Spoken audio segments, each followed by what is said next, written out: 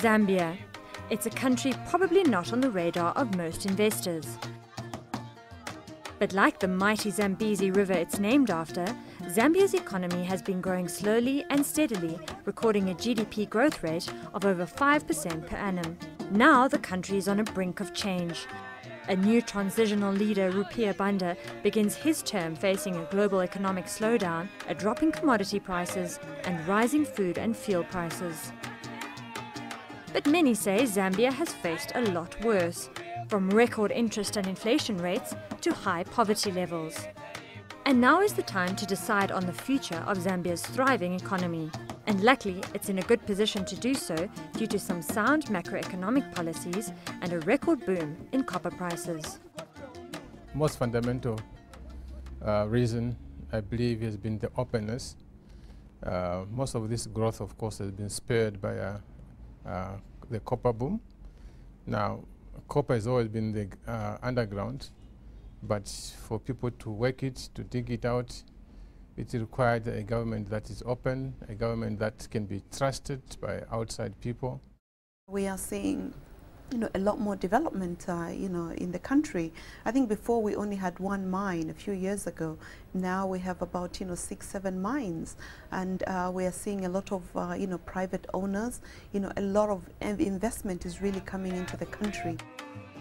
But the foundation for this growth was laid in 1991, when Frederick Chiluba came into power and instituted the country's grand privatization program, which privatized many state industries, abolished exchange controls, and endorsed free market principle.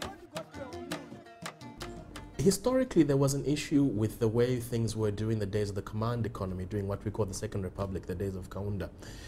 In those days, the government or the company would look after everything for your health. They would make sure you had a hospital, school. They would make sure your kids went to school. Mealie meal, there was even coupons for mealie meal, so they would subsidize food in the agricultural sector and the productive sector. Jobs were almost guaranteed. And then when things were liberalized in the early 90s, then we really had a shock. This liberalization of the economy has seen over $9 billion worth of foreign direct investment, reported for 2008, spur development in all sectors.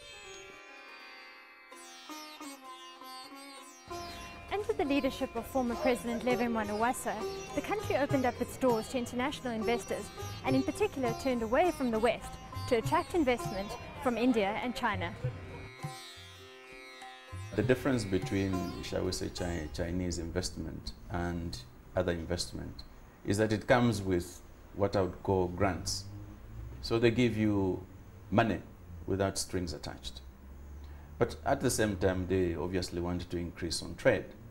And the bulk of our exports, for instance, copper exports, even though on the manifest it's destined for Switzerland, actually ends up in China.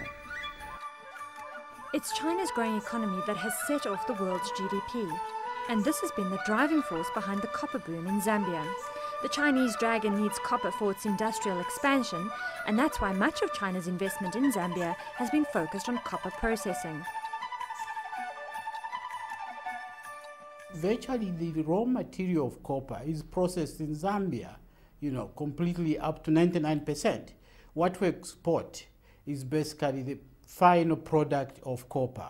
However, we need to set up our own industries in terms of processing the copper into cables, various items that are semi-finished products. I think we are getting investments. The Chinese are interested in that. The Malaysians are interested in that. But with copper prices almost halving from their peak of $8,900 last year, the future looks bleak for miners and the copper belt. This, combined with the country's new mining tax regime, has created a sense of uncertainty and has, like other mining houses around the world, led to job cuts. Technologies have improved now. So we have more efficient technologies now, which means that even at reduced prices, I would like to believe that mines with efficient technologies will still be able to make a good profit. The other thing is that if the price goes down, then you have to go for more production in order to have a similar income. Now, I know for a fact that, for example, Mwana mine is going to be one of the biggest mines in Africa. And this means that we will have a lot of production of copper. So this will compensate for the falling prices. But while technology alone won't save mining houses, authorities say the increased mining taxes won't crush the industry. Whether the current mining companies would want to shut down and leave, I do not believe that the issue of the taxes would be the prime move for that. Copper provides 80% of Zambia's foreign exchange earnings, and government has realized that to put all your eggs in one basket is not a great idea.